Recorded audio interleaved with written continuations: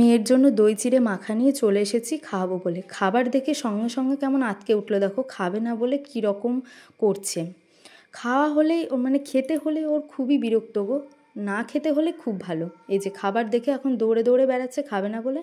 কোনো মতে টেনে টুনে কোলে নিয়ে আসলাম, কোলে নিয়ে আসতে দেখো এখানে হাতে কোথা থেকে একটা মেহেন্দি পেয়ে গেছে, সে মেহেন্দিটা এখন পরবে, খাবে না। তো অনেক বোঝানো সোজানোর পর বলছি যে খেয়ে নে তারপর পড়াবো। তারপর যাই হোক খেলো, কোনো মতে খাওয়া হলো। আর এদিকে আমি এই যে পেঁয়াজি ভেজে নিচ্ছি, দুটো জল দেওয়া ভাত আছে সেটা খাবো বলে।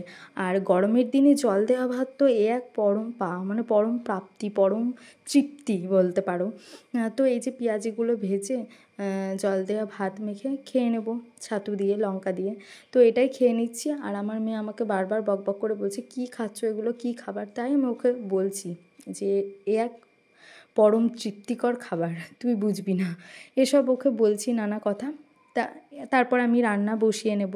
আজকে রান্না করবো এই যে ফরচুনের সোয়াবিন। সত্যি কথা বলতে কি, ফরচুনের সোয়াবিনটা যেমন সফট তেমনি খেতেও সুস্বাদু। আর এদিকে করে নেব সর্ষে পোস্ততে ভেন্ডি দিয়ে ঝাল মতো।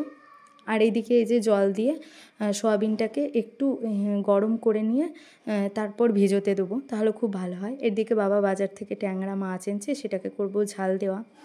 আর সত্যি কথা বলতে কি, সোয়াবিনটা একটু গ্যাসের মধ্যে গরম করে নিয়ে রেখে দেবে, ভিজবেও ভালো আর সফটও হয় জানো তো। তারপর এর মধ্যে ঠান্ডা জল মিশিয়ে পুরো নিংড়ে নেব জলটাকে, আর খুব ভালো হয়, সফট হয়।